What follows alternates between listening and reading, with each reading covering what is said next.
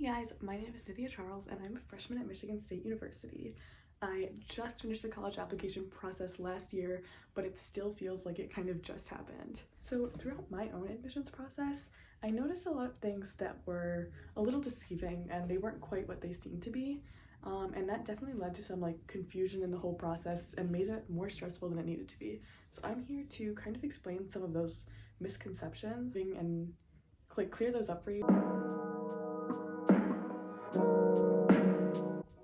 So the first one that I'm going to talk about isn't so much of a deception as much as something that's kind of just really confusing. So there's two terms that you'll see a lot in the college admissions process: early action and early decision. So it might seem like those two things are the same, and they are pretty similar, but there's one key difference. Early action is a term you'll most commonly see on applications these days. This means that you apply early and you get your decision early. Early decision means the same thing. However, the catch is that early decision schools have a binding acceptance. So if you get into a school early decision, then you are saying that you're committed to going to that school. Scary, right? So when you're applying early, make sure to note whether or not it's early action or early decision. You can always call and ask if that decision is binding just to make sure. Another thing that I found really deceiving and kind of pretty confusing in the whole college process was the financial aid. So once you fill out your FAFSA, the school will get back to you with a financial aid package. It'll tell you what scholarships you got. A lot of them are based on merit, some could be based on athletics, others could be based on need. And it will break down how much you have to pay out of pocket, how much room and board costs, those scholarships, the loans, everything that you get. At the end of the package, you get what you're supposed to pay for, and usually that amount seems weirdly small. And that's because they add in a lot of loans, so that's money that you're paying back, and those loans can definitely be a good resource in financing your tuition.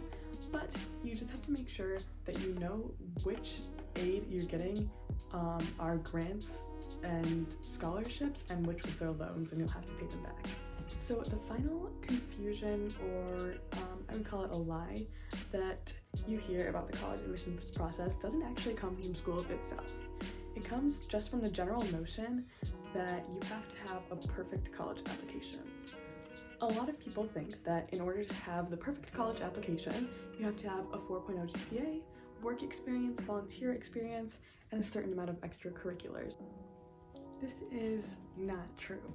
While sports, extracurriculars, a high GPA, and charity experience are all great things to add to your college application, they are not necessary, nor will they guarantee that you get into the school you're applying to.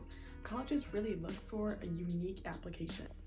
The most important thing you can do on your college application is to set yourself apart from other students that have similar stats to you, and you can do this by writing a really good and compelling, unique essay.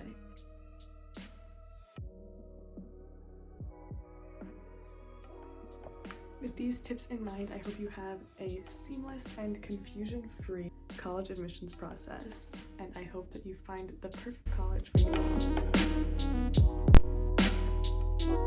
you.